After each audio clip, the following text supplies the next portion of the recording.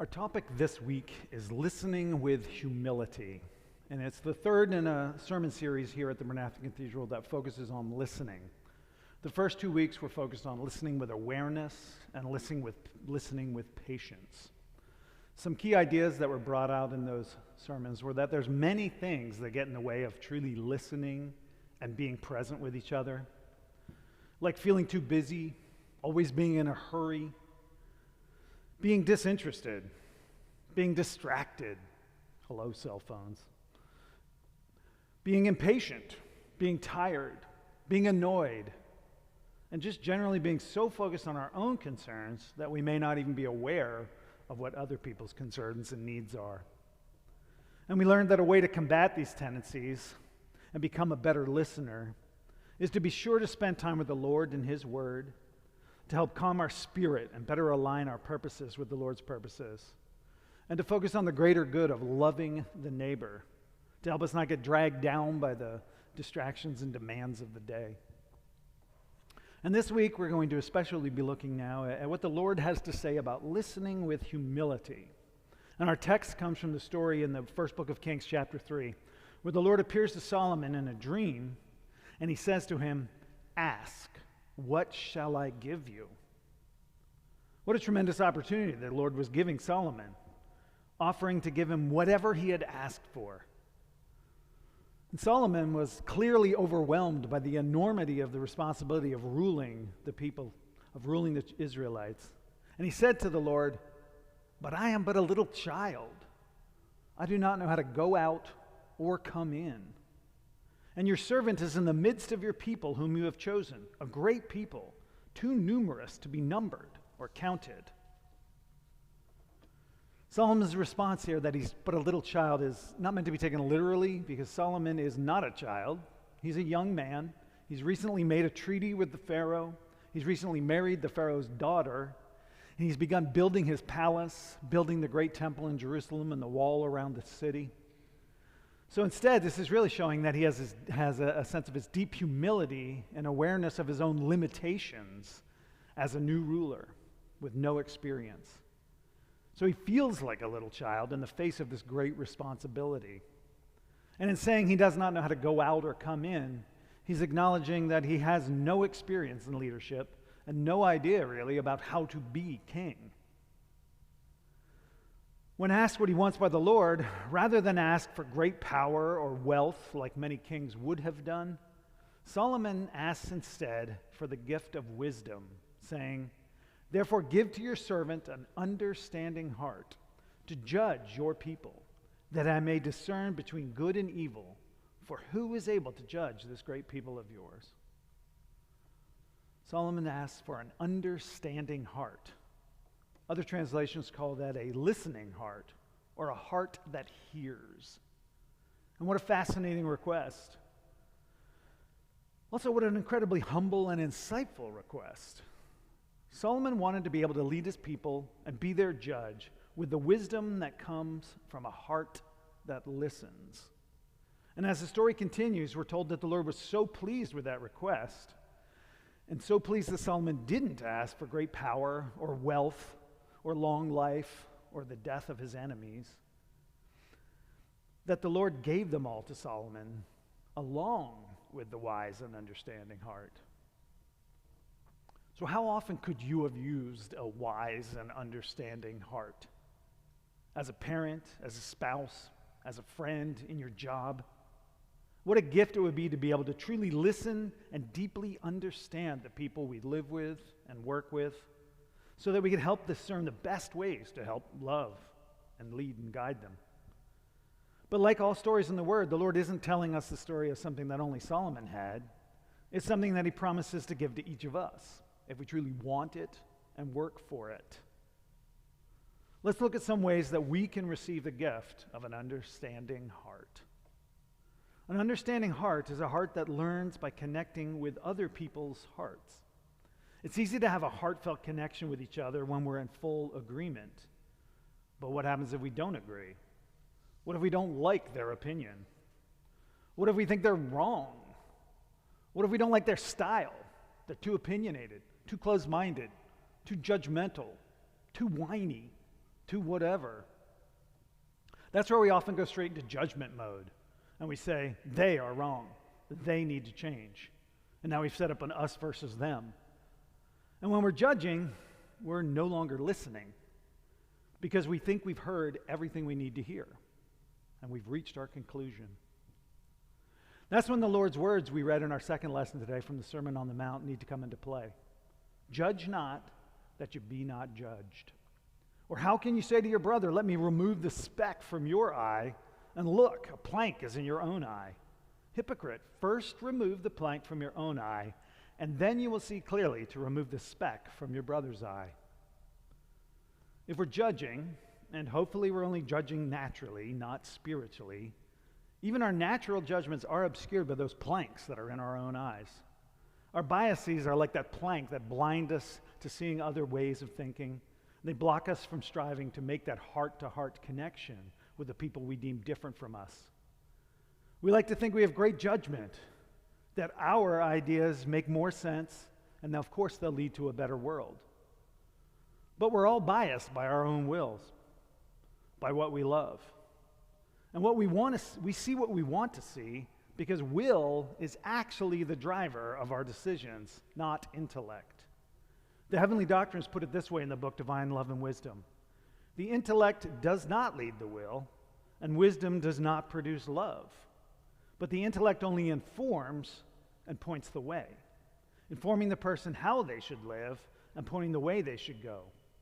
It follows, too, that the will leads the intellect and causes it to operate in harmony with it, and that the love which resides in the will calls wisdom anything in the intellect which accords with it. It is the will that, by flowing into the intellect, takes the intellect into partnership with itself and not the reverse. That might seem like the opposite thing, like the intellect is leading the will. It can inform, it can guide, but it's really the will that is the driver in all things.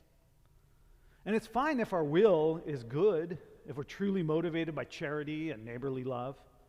But how many of us can really claim to be at that level on our spiritual journey? Don't we all still have planks to remove? Can we really see evils in other people like we often think we can? And even more, should we be looking for their evils in the first place?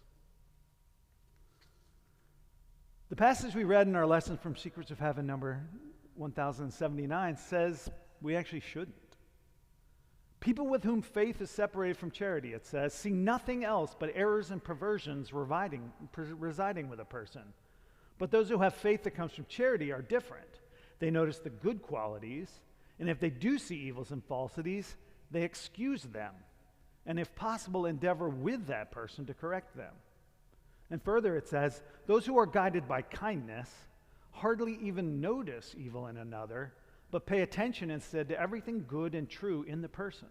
And when they do find anything bad or false, they put a good interpretation on it. This is a characteristic of all angels, and one they acquire from the Lord, who bends everything bad towards good. But not noticing people's evils, that can seem like an almost impossible task when we see people doing and saying things that seem so obviously wrong and harmful to us. But the Lord asks us not to look for their evils, but to look for their good qualities. Not to judge them, but actually to excuse them and put a good interpretation on what they say or do, because that's what angels do. To do that really requires humility. As it says in Secrets of Heaven 8873, life from the Lord flows only into a humble and submissive heart, since it's fitted to receive. And it is fitted to receive because when a heart is truly humble, no self-love or love of the world stands in the way. But again, we love our own ideas and our own interpretations of events. If we didn't think they're correct, would we even believe them in the first place? We're all affected by conceit and by pride in our own intelligence. Having an understanding heart requires intellectual humility. It means we have to accept that our understanding of things is only one of a variety of ways to interpret things. It means we have to accept that we're not always right and that other people are not always wrong. It requires us to look at other people's ideas with sincere belief that we can learn from them. And having an understanding heart means we have to listen to other people with empathy. Empathy seems to come more naturally with some of us than with others, but empathy can be cultivated. We have to learn to listen with our heart, not just our head. And it means we have to listen to other people's hearts. We have to listen for the love, the concerns, and the values that lie behind their words and actions. We have to try to walk a mile in their shoes. Even if we've had some similar experiences to them, we haven't had their exact experience. Each person is unique, and their experience is unique. We don't know all the things that transpired to lead them to this point in their lives. We have to hear them before we can actually know how to help them.